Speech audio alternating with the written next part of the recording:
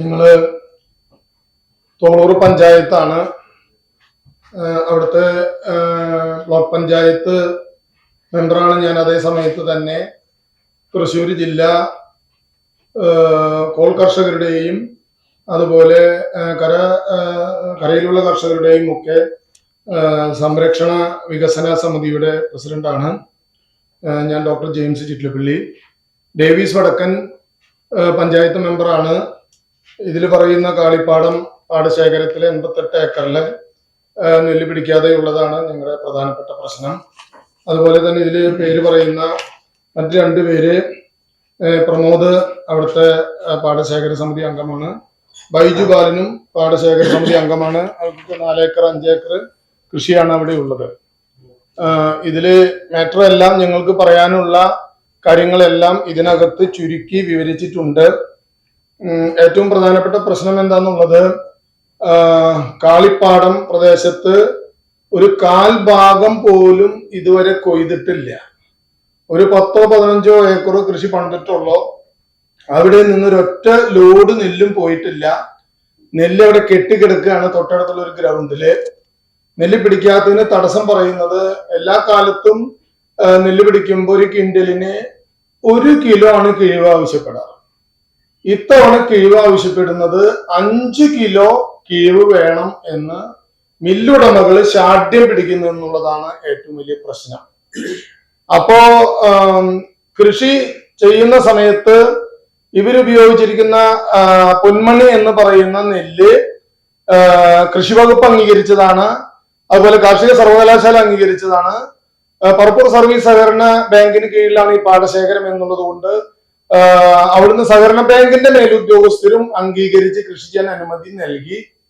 ഇപ്പോ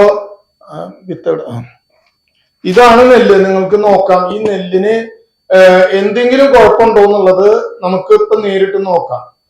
ഞാനും ഒരു കർഷകൻ തന്നെയാണെന്നുള്ളത് കൊണ്ട് ഉമ നെല്ല് കൊയ്തെടുത്താലും മറ്റേതൊരു നെല്ല് കൊയ്ത് കൊണ്ടുവരുന്ന അതേ ക്വാളിറ്റിയുള്ള നെല്ലാണ്.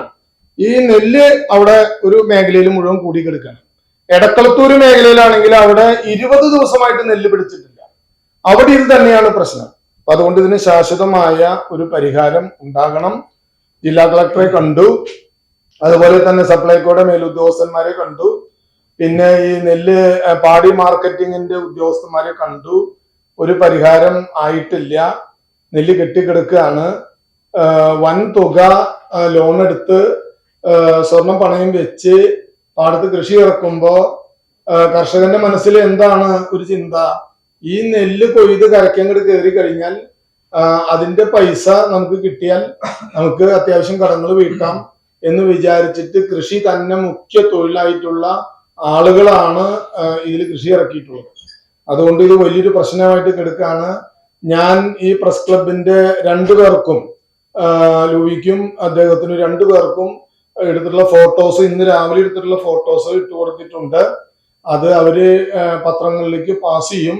പത്രത്തിന്റെ അതുപോലെ ചാനലിന്റെ മേധാവികൾക്ക്, അതിന്റെ സാർമാർക്ക് അത് അവർ ഫോർവേഡ് ചെയ്യും.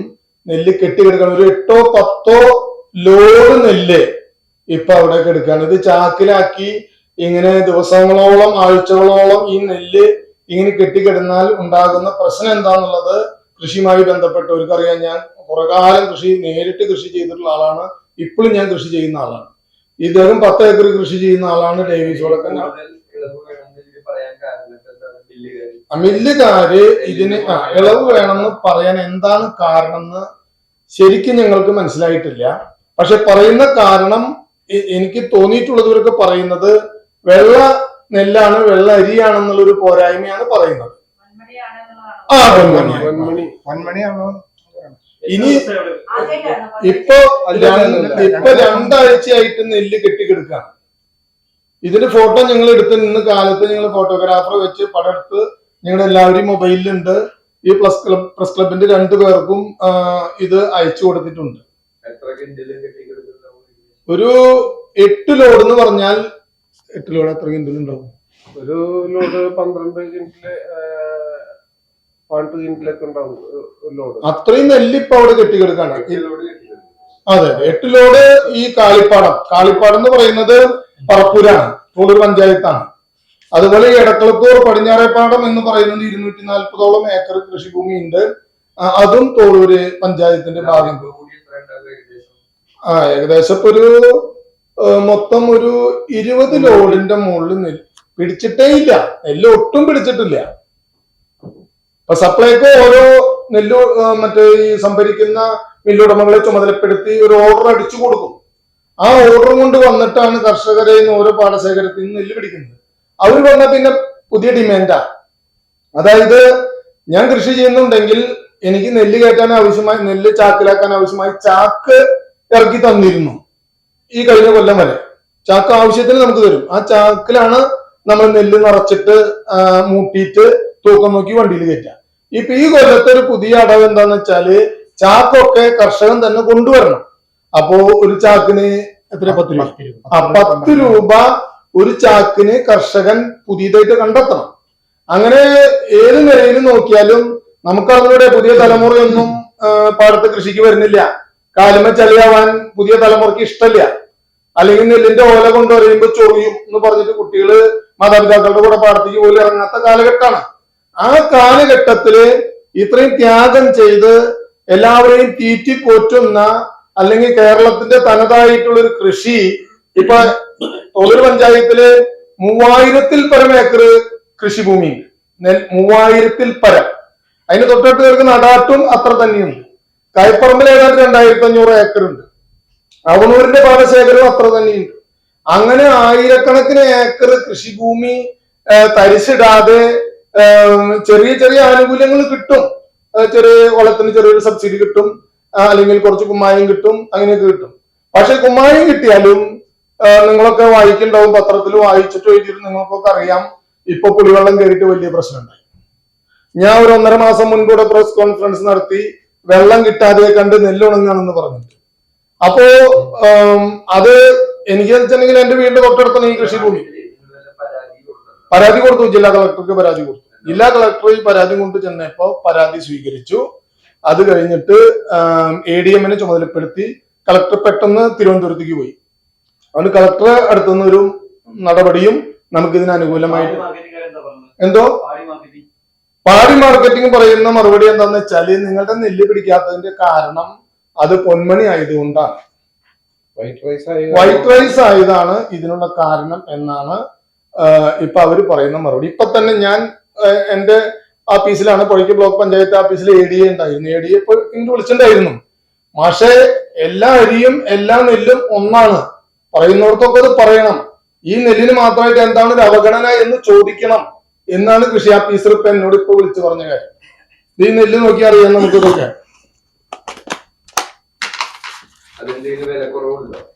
ഈ വില കുറവൊന്നുമില്ല. 1ാം ക്ലാസ് നെല്ല്. പൊന്മണി എന്ന് പറഞ്ഞാൽ ഇത് പൊന്മണി തന്നെയാണ്. ശരിക്കും അക്ഷരാർത്ഥത്തില് നല്ല നെല്ലാണ്, നല്ല അരിയാണ്, നല്ല അരിയാണ്. എന്തുകൊണ്ട് ഈ അവഗണന? എന്തുകൊണ്ട് നെല്ല് പിടിക്കുന്നില്ല? ഇനി പെട്ടെന്ന് ഒരു രാത്രി മഴ പെയ്തു എന്ന് വിചാരിക്കുക. ഇപ്പൊ ഇന്ന് രാത്രി ഒരു മഴ പെയ്തു എന്ന് വിചാരിക്കുക. അപ്പൊ ഈ നെല്ല് നിരപ്പുള്ള ഭൂമിയിലാണ് ഇട്ടിട്ടുള്ളത്. അതിന്റെ അടിയിൽ നിന്ന് നെല്ലുമിലേക്ക് വെള്ളം കയറും. പിന്നെ ആ നെല്ല് മുഴുവൻ ഉണക്കണം കർഷകര്. എത്ര ചാക്ക് തുറന്നിട്ട് എത്ര ഏരിയയിൽ ഉണക്കായിട്ടാലാണ് ഈ നെല്ല് ഉണക്കാൻ പറ്റുക? അല്ലെങ്കിൽ ഈ നെല്ല് പിടിക്കോ? ഇപ്പൊ ഈ നെല്ല് ഇപ്പൊ ഈ പറയുന്ന കാളിപ്പാടത്തിന്റെ നെല്ല് കിടന്നു തുടങ്ങിയിട്ട് 8 ദിവസം 10 ദിവസമായി. എടക്കളത്തൂര് അമ്പലനടയിലാണ് അവിടെ നെല്ല് കിടക്കുന്നത്. അത് 20 ദിവസമായിട്ട് നെല്ല് ഇങ്ങനെ അട്ടിട്ട് കിടക്കുക. ഇതിന് ആര് പരിഹാരം ഉണ്ടാക്കും? ഉദ്യോഗസ്ഥന്മാരോ അല്ലെങ്കിൽ ഗവൺമെന്റോ? നിങ്ങൾ ഒരാളെയും കുറ്റം പറയില്ല. നിങ്ങളിങ്ങനെ ഒരു രാഷ്ട്രീയം പറയാനോ ആ രീതിയിൽ ഞങ്ങൾ ഇതിനെ കാണുന്നേ ഇല്ല. നിങ്ങൾക്കൊക്കെ രാഷ്ട്രീയം ഉണ്ട് വ്യക്തിപരമായിട്ട്. പക്ഷെ കർഷകന്റെ കാര്യത്തില് നിങ്ങൾക്ക് ഒരു രാഷ്ട്രീയവും ഇല്ല, ഒന്നുമില്ല. പ്രശ്നം പരിഹരിച്ച് കിട്ടണം. ആ രീതിയിൽ മാധ്യമങ്ങള് ഞങ്ങളെ സഹായിക്കണം. ഇനി പഞ്ചായത്ത് മെമ്പറിന്റെ ഏരിയയിലാണ് ഈ കാളിപ്പാടം. അദ്ദേഹം എന്തെങ്കിലും പറയുന്നുണ്ടെങ്കിൽ നമുക്കത് മനസ്സിലാക്കാം.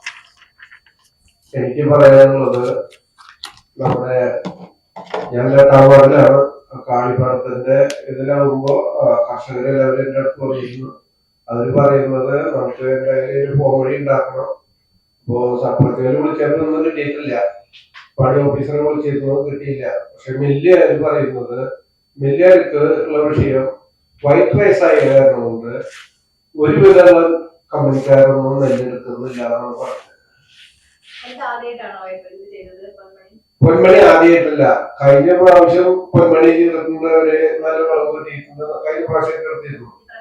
ഈ പ്രാവശ്യം അങ്ങനെ നിർബന്ധമൊന്നും പറഞ്ഞിട്ടില്ല. അങ്ങനെയാണെന്ന് വെച്ച് കഴിഞ്ഞാല് ഈ പാടശേഖരത്തിന് കൃഷി ഓഫീസറെ അനുവദിക്കില്ല. ഈ കൃഷി ഓഫീസറെ അനുവദിച്ച കാരണം കൊണ്ടാണ് ഈ നെല്ല് പറഞ്ഞത് പ്രാവശ്യം. പിന്നെ ഈ പൊന്മണി എല്ലാ കൊല്ലവും പണിയുമ്പോ ഊറ്റി കേട് കൂടുകയാണ്.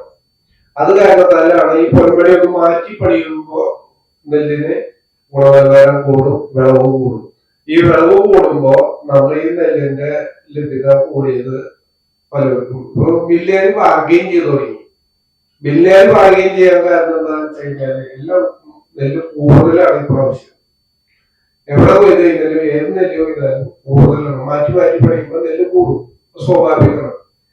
ഈ പണിയുമ്പോ ഉപ്പുവെള്ളം കയറി കഴിഞ്ഞ് കഴിഞ്ഞാൽ 5 ഏക്കർ കൊയ്തിട്ട് കഴിഞ്ഞ പ്രാവശ്യം ഒരു ചാക്ക് നെല്ല് കിട്ടിയിട്ടുള്ള ആൾക്കാരുണ്ട്. 5 ഏക്കർ കൊയ്ച്ചിട്ട് ഈ മുള്ളൂർ കാലത്ത് അടാക്ക് പടവില്ലേ. അപ്പൊ അത് കോളൂരിന്റെ അണ്ടറിൽപ്പെട്ടുള്ള സൊസൈറ്റി പടവിന്റെ അണ്ടറിൽപ്പെട്ടുള്ള സ്ഥലത്ത് ഈ കൊയ്ച്ചത് എന്താ വെച്ച് കഴിഞ്ഞാൽ അത്രത്തോളം നെല്ല് കിട്ടുമെന്ന് അറിയാൻ വേണ്ടിയിട്ടായിരുന്നു അങ്ങനെ കൊയ്ച്ചിട്ടുണ്ട്. 90% ഈ കാളിപ്പാടം 90% കൊയ്യാനുണ്ട്. 10% ഇന്ന് തലയ്ക്ക് കൊയ്ക്കുന്നു. ഇന്ന് കൊയ്തുകൊണ്ടിരിക്കുന്നത്. ഒരു മഴ പെയ്ത് കഴിഞ്ഞാൽ 1 കോടിയിൽ മേലെ പൈസ ആൾക്കാർക്ക് ലോസ് ആവും. ഈ ലോസ് ആവുന്ന പൈസ ഇവര് കർഷകര് ഒരു 10-50 കർഷകരുണ്ടാവും. കാളിപ്പാടം മാത്രം, എടക്കൽത്തൂര് വേറെ. രണ്ടും കൂടി 150 താഴെ കർഷകരുണ്ടാവും. അതിന് ഈ മേജറും അവിടെ ആ ഏരിയയില് കുറച്ച് തരിശുഭൂമി പഞ്ചായത്തിന്റെ അണ്ടറിലെടുത്ത് പണിയുന്ന ഏരിയകളുണ്ട്. പിന്നെ ഈ 2 ഏക്കർ 1 ഏക്കറുള്ള സ്ഥലങ്ങളാണ് അവര് പണിയുന്നത്. ഞങ്ങൾ എന്താണ് ചെയ്യണമെന്ന് വെച്ചാൽ നെല്ല് അവിടെ കിടക്കും തോറും ഇനി വാങ്ങാൻ പോകും. ഈ പ്ലാസ്റ്റിക് ചാക്കിലാണ് നെല്ല് കിടക്കുന്നത്. ഈ പ്ലാസ്റ്റിക് ചാക്കിൽ കിടക്കുന്ന നെല്ല് 2 ആഴ്ച 1 ആഴ്ച കൂടുതൽ തുറക്കില്ലാവുമ്പോ വാങ്ങാൻ പോകും ഈർപ്പമാറ്റിയിട്ട്. അപ്പൊ പിന്നെ ആ നെല്ല് എടുക്കാൻ തീരെ തയ്യാറാവില്ല. അപ്പൊ അതിന് മുന്നേ നമുക്കൊരു എന്താണ് പരിഹാരം ഉണ്ടാക്കാനായിട്ടാണ് നമ്മൾ പരമാവധി ശ്രമിക്കുന്നത്. അതിനാണ് പത്രസമ്മേളനം കൂടുതൽ. അപ്പൊ നിങ്ങളെല്ലാവരുടെയും നല്ല രീതിയിലൊരു സപ്പോർട്ട് ആഗ്രഹിക്കുന്നു. ജനങ്ങളുടെ ആവശ്യമില്ലേ? ഇല്ല, വേറെ ചിന്തിച്ചിട്ടില്ല. പ്രമോദ് ഞാൻ ആ പാടത്തെ കർഷകനാണ്. ഞാൻ ബൈപ്പാസ് കഴിഞ്ഞിട്ടുള്ള ഒരാളാണ്. ഞാൻ കൃഷി പറഞ്ഞിട്ട് ഇങ്ങനെ നെല്ലെടുക്കണ്ടായ ഞങ്ങൾ എന്താ ചെയ്യാ?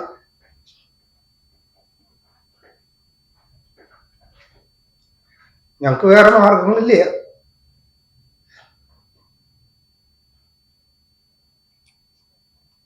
ഞങ്ങൾ ആരോട് പറയും? എന്ത് ചെയ്യും? ഒരു മഴ പെയ്ത പിന്നെ കൊയ്യാൻ പോകണ്ട. അപ്പൊ ഈ വണ്ടി ഇറങ്ങില്ലേ, ഒന്നും കിട്ടില്ലേ. 160 ദിവസത്തിന് മേലെ 170 ദിവസമായി.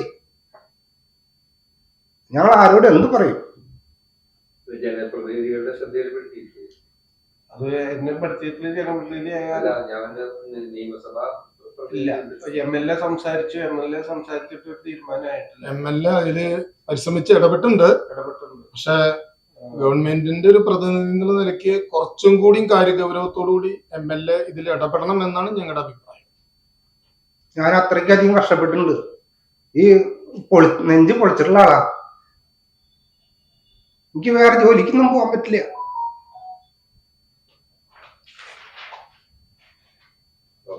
ബൈജു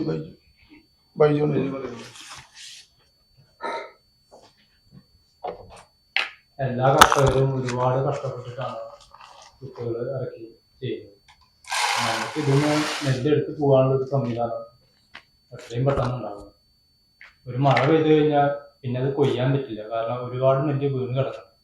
അപ്പൊ അത് മുളച്ചു കഴിഞ്ഞാൽ പിന്നെ കമ്പനിക്കാരെടുക്കും ബുദ്ധിമുട്ടായിരിക്കും. അപ്പൊ അതിന് ഏറ്റവും എത്രയും പെട്ടെന്ന് ഒരു നടപടി ഉണ്ടാവണം എന്നാണ് പറയാം.